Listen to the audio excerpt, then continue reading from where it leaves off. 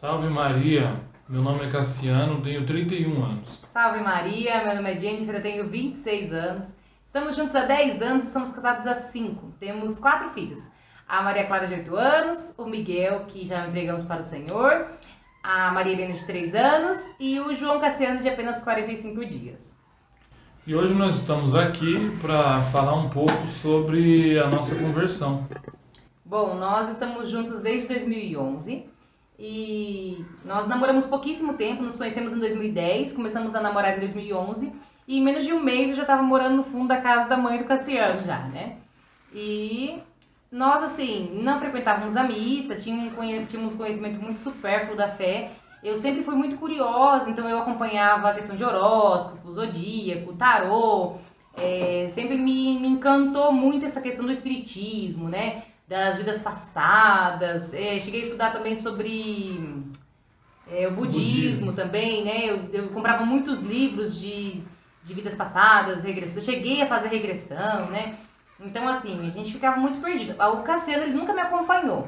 Mas eu cheguei aí, sim, no centro espírita, né? Enfim, a gente era bem bagunçado, né? Mas, assim, sempre a gente achava que tava certo até, né, Cassiano?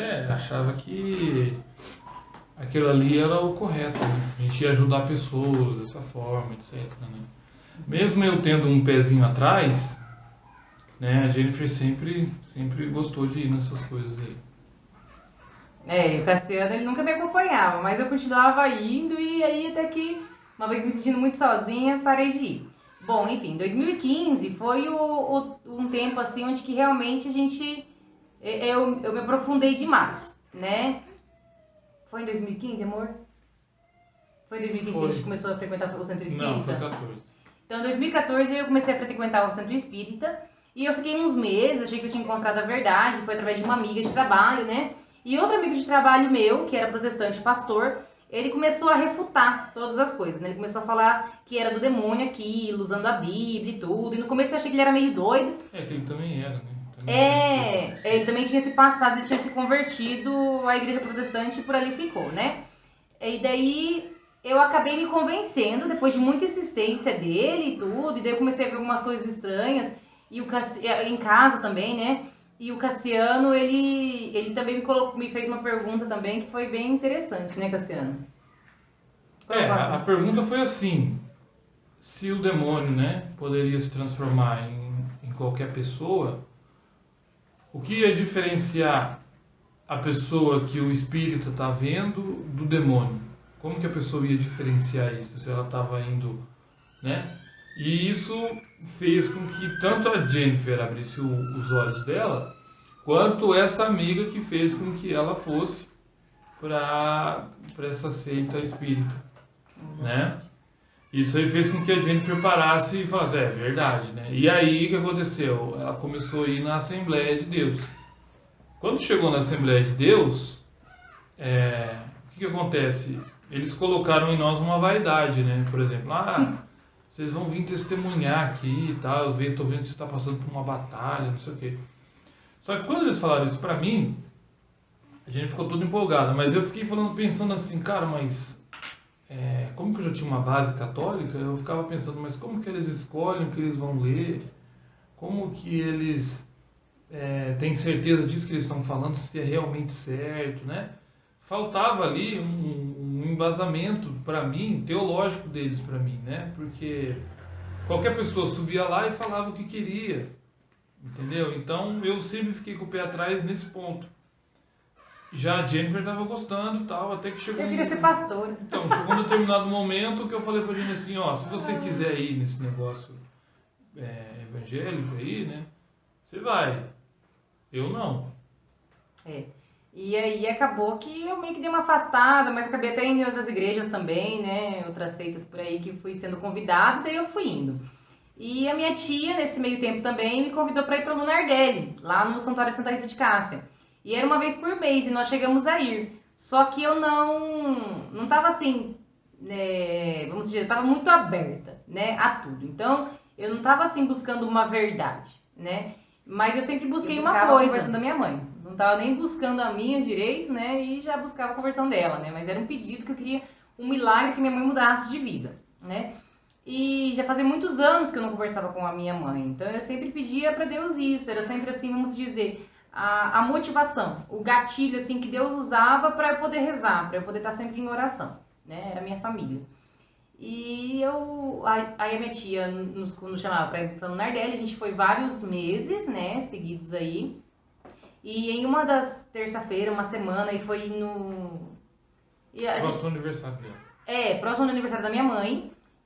Eu já estava muitos anos já sem conversar com a minha mãe. E aí a gente, do nada, sem convite de ninguém, tinha um grupo de oração famoso aqui em Arapongas, onde todo mundo falava. E a gente acabou indo, né? E daí chegando lá, foi muito interessante até, porque eu fui recebida por um servo, daí o servo falou, né? É paz de Jesus e o amor de Maria. E eu já fiquei assim, nossa, amor de Maria, porque sempre só falando paz de Jesus, irmão, paz de Jesus, de repente paz de Jesus e amor de Maria. Né? E aquilo me marcou, ficou na minha cabeça. Mas aí, né, eu fui assistir a pregação e durante toda a pregação a vida era um testemunho do próprio pregador. A vida dele era muito igual à minha. E eu chorei a pregação todinha ali, me emocionei, me identifiquei. E na hora que eles colocaram o Santíssimo, eu fui até o altar, me ajoelhei e pedi um milagre para Deus, né? E eu falei, Senhor, o Senhor tá aí mesmo, então que o Senhor possa operar esse milagre na minha vida, né? E aí foi muito legal, porque no dia seguinte, a minha mãe me ligou. E era uma coisa, assim, impossível mesmo, né? Quem conhece, né, amor? Te mandou o WhatsApp. Foi uma coisa, foi o WhatsApp. Mas foi uma coisa assim, foi um milagre mesmo, foi um sinal dos céus. E daí a gente começou a frequentar o grupo de oração. Então teve ali meio que uma conversão, mas daí o que aconteceu? A gente era muito escrupuloso, principalmente eu. Como a gente na época a gente não tinha carro, eu falava assim, se não tem carro, não tem como ir, então eu nem vou. Então a gente acabava não indo na missa, sempre colocando desculpas, né? Até que eu engravidei, foi uma gravidez de risco. E quando nós perdemos esse bebê, em janeiro de 2016, foi o grande marco, onde eu me revoltei com Deus. Onde eu falei assim, esse Deus era tão bom, por que ele levou meu filho? E aí eu me revoltei mesmo, não queria mais saber de religião, não queria mais saber de Deus, não queria saber de nada. E foi um momento muito, muito complicado que a gente estava vivendo. E para tirar um pouco da nossa cabeça assim, o Cassiano ele me levava para muitos lugares. A gente ia sair andar, assim, né? Vamos ver carro, vamos ver para comprar carro. Uma coisa nada a ver, sem dinheiro, sem nada, vamos sair para ver preço de carro. E aí a gente acabou lá na Palote, ali na igreja aqui pertinho, né? Eu falei assim, quanto será que é pra casar? Vamos ali ver quanto que é pra casar? E aí a gente foi lá, acabamos conversando e a gente viu que a nossa data de namoro, que caía num sábado, né? Depois de 5, e a gente ia fazer 5 anos de namoro, e caía num sábado e tava vago, tinha um horário ainda vago, que era para o mês de maio, né? 14 de maio. E isso era em fevereiro. E a gente falou, vamos marcar. Foi assim, da loucura, né? E aí a gente marcou pra casar, porque a gente não era casado, né? Mas eu não entendia nada de sacramento de matrimônio, nada. Só que a gente queria, pelo menos, vamos assim, eu me sentia em dívida com Deus. Porque você falou que o negócio da confissão lá. É verdade. Que daí o que aconteceu? Eu fui me confessar numa confissão comunitária, né? Assim, que tem vários padres na igreja. E aí eu fui me confessar e eu falei pro padre, então, padre, só que eu moro junto, mas eu tenho um pecado que tá muito... Eu fui me confessando, eu falei, mas tem pecado que tá me doendo demais, não sei o quê. E o padre falou, olha, mas se você já marcaram o casamento? Aí eu falei assim, não é agora, a gente não tem dinheiro pra casar agora. Aí ele falou assim, então eu não vou nem escutar a sua confissão. Eu falei, não, mas tá me doendo demais, padre. Daí comecei a falar, né, o meu pecado. Ele só baixou a cabeça, nem olhou na minha cara. Quando eu parei de falar, ele tava com a cabeça baixada ainda. E aquilo me revoltou tanto, e daí eu saí assim em pé e ficou na minha cabeça, né? Eu falei, caramba, né? Então esse negócio do casamento aí me pegou, né? Então acabou que foi isso também o estalozinho, né? A motivação. E aquele negócio, como que eu ia cobrar uma fidelidade de Deus, de escutar o meu clamor para ele nos deixar aquele filho, se nós não estávamos sendo fiéis a ele, né? Eu me sentia isso, eu me sentia em dívida com Deus. E a partir do momento que a gente casou, foi muito simples mesmo. Foi para 30 pessoas a celebração, só teve janta, não teve festa, foi pelo sacramento mesmo. E aí, até aconteceu o milagre da providência divina, né, para que esse casamento acontecesse. Foi muito lindo mesmo. Deus, assim, ele me deu de presente até os detalhes, vamos dizer, até o que era supérfluo, mas que para mim naquele momento era importante, Deus nos concedeu. Daí a minha sogra já nos colocou no apostolado da oração, né? Depois que a gente casou, que tava naquela euforia, né? De uma pseudo conversão, a minha mãe convidou a gente para entrar no apostolado da oração e tal, né? Que seria logo naquele mês de junho. A gente casou em maio, seria no mês de junho ali a comemoração do Sagrado Coração de Jesus. Isso. E aí a gente entrou assim, meio sem saber o que era, né? Nessa hora a gente já estava entrando em tudo quanto é coisa. Aí entramos nisso aí e tal, começamos a ter aquele trabalho de fazer aquela oração do oferecimento diário e rezar a liturgia. Todos os dias, a leitura. Fazer a leitura da liturgia. Junto com isso, logo em seguida, no mês seguinte, no mês de julho, teve o Encontro de Casal com Cristo, né, o ECC. E aí a gente estava nessa empolgação toda e entramos no ECC também. Né? E foi muito importante para a gente curar esses 5 anos sem Deus, né? Então foi muito, muito bacana mesmo, foi muito importante. Tinha muitas coisas que eu precisava ser curada, precisava pedir perdão pro Cassiano e vice-versa também, né? Sim. E logo em seguida, aí passou esse mês, né? E começou a ter aquele ciclo, etc, né? Só que não foi aí que Deus queria nos aprofundar, né? Exatamente. Chegou o tal do Cerco de Jericó aqui em Arapongas, que é... Em outubro. Em outubro, fim de setembro, início de outubro ali, né? Meados de fim do mês ali e tal. E aí o que acontece? No Cerco de Jericó é assim, é uma semana com o Santíssimo exposto e tal, né? E tem os horários como que é? Dos apostolados que tem na igreja fazer as adorações, né? E aí, como que nós fazíamos parte do apostolado da oração? Nosso horário era bem cedo, 6 horas da manhã. E o Cerco de Jericó, ele costuma ir, aquelas missas longas, carismáticas, né? Bem longa missa e tal, Termina né? meia-noite, 1 hora da manhã. Começa 8 horas da noite, acaba 1 hora, 10 horas, 1 hora da noite, 1 hora da manhã e tal.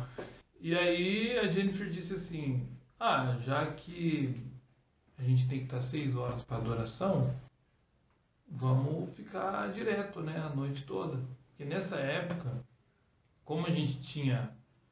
Nós não trabalhávamos. A gente tinha um trabalho, mas ele era autônomo, que era de vender roupa fitness, mas não estava vendendo nada, porque Deus não queria que a gente trabalhava com isso. E nessa época, o que estava acontecendo? Estava acontecendo uma mudança já. Deus já estava tirando as coisas da nossa vida. Trabalho, tudo. Mexendo, entendeu? Já estava mexendo e a gente nem percebeu. Né, Jennifer? Casa, tudo, né? O nosso padrão de vida financeira, né? Que querendo ou não era um padrão médio alto, então ele já foi limpando, né? Já foi tirando tudo isso daí. E foi nessas madrugadas do Cerco de Jericó que daí eu falei pro Cassiano: Cassiano, a missa termina 1 hora da manhã, nossa adoração é às 6. A gente vai pra casa, que era longe, né? A gente vai pra casa, não vai nem dormir, depois já vai ter que voltar pra fazer a adoração. Por que a gente não fica a madrugada inteira? Aí o Cassiano achou uma loucura e tudo, né? Mas no final nós ficamos esses 7 dias. E foi ali, nessas 7 madrugadas, que a gente nem sabia o que era adorar Jesus, mas que Deus, no silêncio, falou com a gente, né? Então, ali que nós pegamos livrinho de devoção e começamos a rezar, conhecemos até um dos nossos melhores amigos, que hoje é até comadre nossa, né? Que nos ajudou muito na caminhada, nesse comecinho de caminhada, tantas dúvidas que a gente tinha. E nós ganhamos, né, o nosso tratado da verdadeira devoção ali. Nós conhecemos a consagração ali, porque eles usavam a cadeia de consagração. E aí a gente perguntou, né, o que é essa corrente no braço de vocês, né? E aí eles começaram a falar, é a consagração à Nossa Senhora, escravidão por amor. E ali ele lá já me deu um tratado, já no outro dia eu comecei a ler. Falei, mas o que é isso aqui, né, Nossa Senhora, nossa. Já comecei a descobrir umas verdades, né? E depois desse Cerco de Jericó veio uma vontade imensa de servir. Daquilo que a gente estava experimentando ali de Deus, que Deus tinha mostrado para nós ali, eu fui curada de muitas coisas mesmo, ali no silêncio que Deus falou comigo. Então, naquilo ali eu já queria que todo mundo sentisse, né? E a gente já foi procurar a coordenadora do grupo de oração e falou, não, a gente quer servir, porque a gente quer estar ali intercedendo, a gente quer rezar pelas pessoas, porque o que a gente experimentou a gente quer dar também. E a gente achou que era tudo fácil, assim, né? E já estava pronto. Mas aí a gente começou a frequentar mais o grupo de oração, Depois de um tempo de preparação do Paulo Apóstolo, nos tornamos servos, né? Recebemos o convite para participar de um ministério.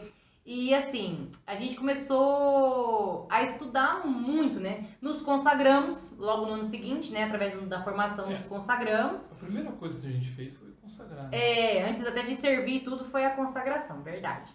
E a consagração foi um marco muito grande na nossa vida. Eu acho que foi a partir da consagração mesmo que foi o divisor de águas. Foi. Que foi onde, assim, porque Nossa Senhora, ela nos dá a fé dela, né? Ela nos entrega tudo isso, ela abre os nossos olhos.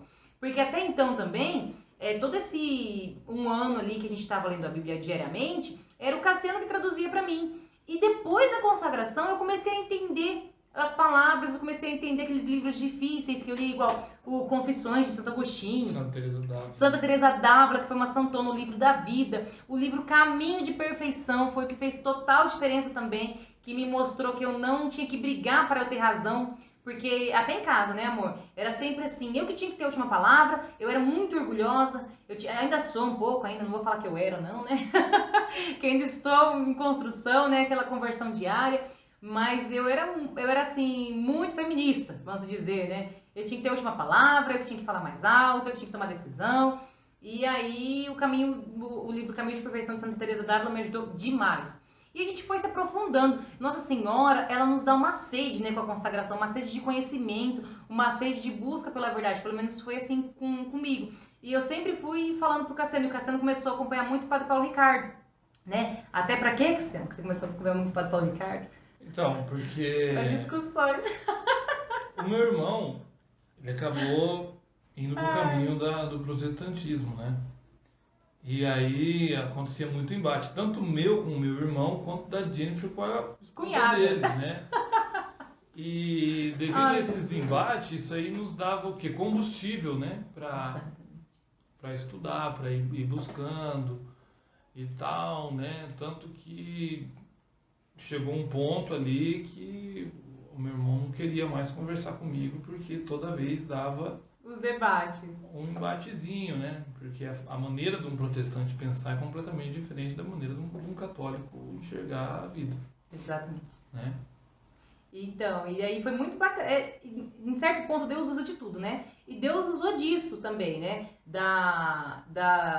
De nós não termos algumas respostas para dar para eles. A gente acabava estudando, não, mas isso aqui tem resposta sim, como que não pode, né? Como que a gente não entende isso? E a gente acabava se aprofundando, por exemplo, a questão de dogmas marianos, né? Da virgindade de Nossa Senhora, da Assunção de Nossa Senhora. E eram tudo assim, coisas, tanto que a gente fez até o curso mariano, né? De Mariologia mesmo, com certificado e tudo, para podermos nos aprofundar, tanto para nós, para termos uma base mais sólida, tanto para podermos passar esse conhecimento também, né? De que a nossa fé não era uma fé supérflua, não era uma fé assim de sentimentos, não era algo que a gente só tinha sentido experimentado, né? O amor de Deus, mas sim algo a mais que a gente tinha descoberto a verdade, a verdadeira igreja de Cristo, que nós fazemos parte do corpo místico de Cristo, né? E como que esse mistério é grande, e até para podermos educar as nossas filhas. E foi essa busca, né, de conhecimento e nos aprofundando cada vez mais e comprando livros e também com a nossa missão também, que é de... Nós temos uma loja católica, né, virtual agora. Aí com essa venda de livros na lojinha, o pessoal vinha até nós também com dúvidas, pesquisando, você tem tal livro, né? E sempre nós temos um casal de amigos também, que sempre compravam livros de aprofundamento mesmo, né? Até a patrística, né, Cassiano? Né? Coisas assim, mais densas, né? Livros mais densos. Mais sólidos, né? Alimento sólido. E aí a gente foi lendo, criamos até um grupo de estudos também, né? Para nos aprofundarmos, tirarmos a dúvida ali entre nossos amigos. E enfim, e daí também com esses estudos, e tudo que aí a gente descobriu o homeschool, né? Através de uma comadre nossa, a Regiane. E daí nós conhecemos uma família homeschool também, católica, né? Que praticava um homeschool católico. E aí a gente foi descobrindo esse universo homeschool e falando, caramba, é isso também, né? Que vai preservar mais ainda a pureza da nossa filha, que vai fazer com que ela se mantenha firme no caminho, que ela não seja doutrinada também, né? Com pensamentos errados que vão contra a doutrina da igreja.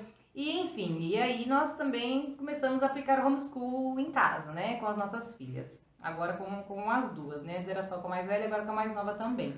E começamos a ajudar, e utilizando os materiais do Instituto Cidade de Deus, né?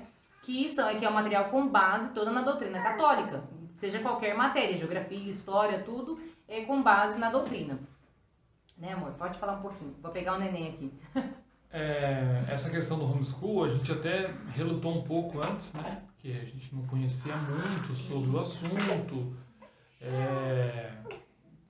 Era tudo diferente, né? A pessoa que falou para nós, ela falava como se fosse uma solução e a gente não tinha a menor ideia do que seria essa coisa de homeschool e tal, né? Sim.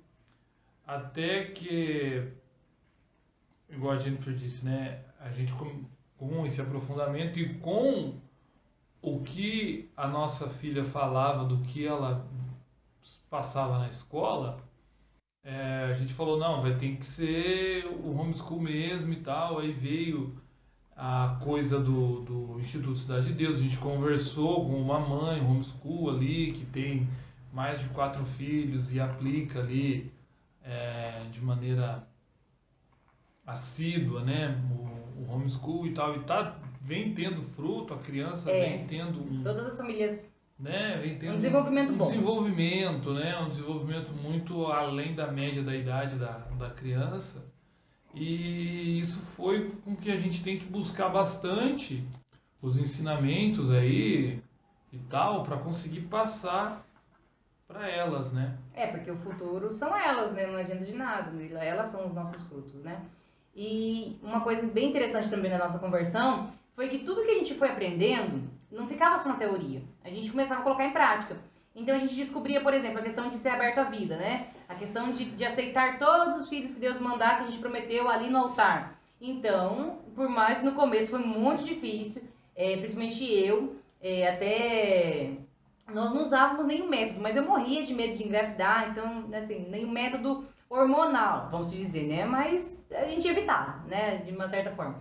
E aí aconteceu que quando a gente descobriu essa questão de ser aberta à vida, de aceitar todos os filhos que Deus mandar, e a liberdade que existe nisso, e que o MOB pode ser, o método Billings poderia ser usado para espaçar o filho do outro, não como um método contraceptivo.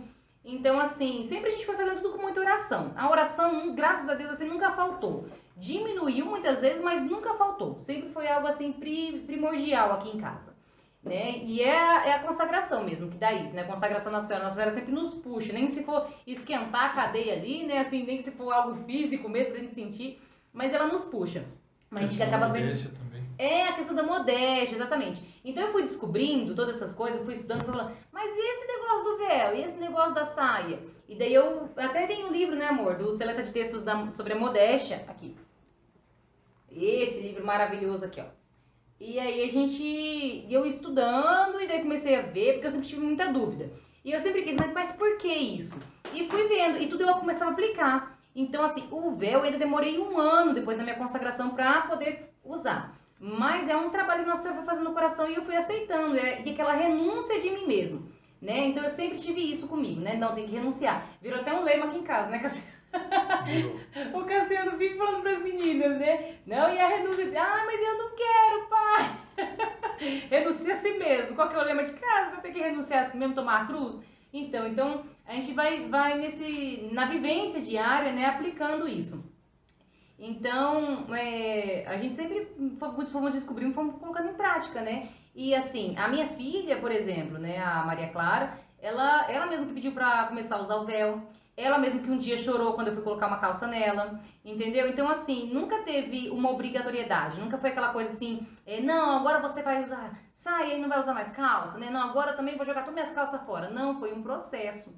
Foi um processo onde eu fui aprendendo que também dentro de casa também tinha que ser modesta. E não só na roupa, mas no falar, no gesticular, né? E eu ainda sou muito assim, ainda me falta muito essa questão da docilidade, de falar baixo. Só que eu entendo que também é um processo de conversão diária, né? De construção. E que faz apenas, se a gente for colocar mesmo no papel, são só 4 anos de conversão.